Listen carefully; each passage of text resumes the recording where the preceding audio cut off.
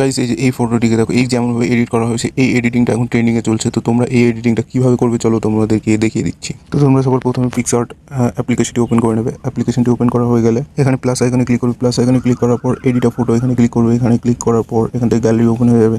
Gallery open হয়ে যাওয়ার পর যেই ফটোটিকে তোমরা এডিট করতে যাচ্ছ তো সেই ফটোটি তোমরা এখান থেকে নিয়ে নেবে। ওকে, তো আমরা ফটোটি নিলাম। ফটোটি একটুখানি আমার ফটোটি একটু লম্বা আছে, তো এটিকে আমি একটু ছোটো করে নেবো, ক্রপ করে।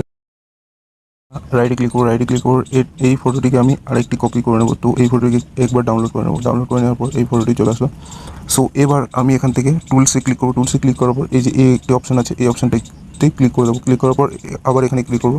তো এই পাওয়ার অপশানটা এটিকে একটু বাড়িয়ে দেবো, আর সাইজের অপশানটাকে একটু ছোটো করে ঠিকমতো সাইজ করে নেবো। তো ফটোটিকে একটু জুম করবো। জুম করে এখান থেকে আমি এভাবে কেটে দেবো। সো এটা করা হয়ে গেলে পরে এখান থেকে রাইট ক্লিক করবো। রাইট ক্লিক করার পর এটিকে এখন আমরা ব্ল্যাক অ্যান্ড হোয়াইট করবো। তো ব্ল্যাক অ্যান্ড হোয়াইট করার জন্য এখান থেকে আমরা ইফেক্টসে ক্লিক করবো। ইফেক্টসে ক্লিক করার পর আমরা এখান থেকে ব্ল্যাক অ্যান্ড হোয়াইট অপশানটি সিলেক্ট করে সবার প্রথমে যে অপশানটি আছে সেটিকে সিলেক্ট করবো। ব্ল্যাক অ্যান্ড হোয়াইট হয়ে যাবে। তো ব্ল্যাক অ্যান্ড হোয়াইট হয়ে যাওয়ার পর এখান থেকে রাইট ক্লিক করবো। রাইট ক্লিক করবো, এখান থেকে ফটোটাকে ডাউনলোড করবো। ডাউনলোড হয়ে গেলে ব্যাকে এসে আবার প্রথমে এই ফটোটিকে আমরা সিলেক্ট করে নেবো। এই ফটোটিকে সিলেক্ট করার পর এখান থেকে অ্যাড ফটোতে আমরা ক্লিক করবো। অ্যাড ফটোতে ক্লিক করার পর যে ফটোটিকে আমরা এডিট করেছিলাম তো সেই ফটোটিকে আমরা নিয়ে নেবো। তারপর এখান থেকে অ্যাড করে দেবো। অ্যাড করার পর এখান থেকে ফুল স্ক্রিনে ফটোটি করে দেবো, ঠিক যতটুকু এই ফটোটি আছে।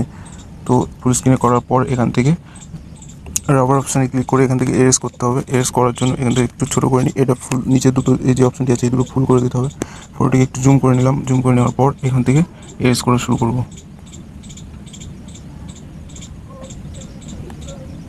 সো এরেজ করা হয়ে গেলে তোমরা ফটোটিকে ঠিক এমন দেখতে পাবে। তো তোমরা এখান থেকে এখান থেকে রাইটে ক্লিক করবে। রাইটে ক্লিক করার পর আবার রাইটে ক্লিক করবে। তারপর এখান থেকে ফটোটিকে ডাউনলোড করে নেবে। ডাউনলোড করার পর তোমরা সোজা চলে যাবে গ্যালারিতে। সো গ্যালারিতে আসার পর এখান থেকে স্যান্ডের অপশানে ক্লিক করবে। শেয়ারের অপশানে ক্লিক করে তোমরা এখান থেকে ফটোটিকে লাইট রুমে অ্যাড করবে। সো লাইট রুমে কিন্তু ফটোটি চলে এসেছে। ফটোটিকে আমি লাইট রুম থেকে ওপেন করে নেবো। ওপেন করে নেওয়ার পর এখানে ক্লিক করলে আমার ফটোটি চলে আসবে। তো এখান থেকে ফটোটিকে সিলেক্ট করে নিচ্ছি। সিলেক্ট করার পর এখান থেকে তোমরা ফটোটিকে এডিট করবে। সবার প্রথমে লাইটে ক্লিক করবে। লাইটে ক্লিক করার পর এক্সপোজার একটুখানি মাইনাস করে দেবে। কন্ট্রাস্টটা একটু বাড়িয়ে দেবে। হাইলাইট একটু মাইনাস, শ্যাডোটা একটু মাইনাস, হোয়াইটটাকে হালকা একটু ইনক্রিজ এবং ব্ল্যাকটাকে হালকা একটু ডিক্রিজ। তারপর কালার চলে আসবে। কালার চলে আসার পর মিক্সে ক্লিক করবে। মিক্সে ক্লিক করার পর এখানে দেখতে পাচ্ছ মুখের এই জায়গাটা বেশি লাল দেখাচ্ছে। তো লালে এখানে ক্লিক করলে আমি এখানটা হালকা একটু ইনক্রিজ করে দেবো। স্যাচুরেশনকে একটু প্লাস করে দেবো।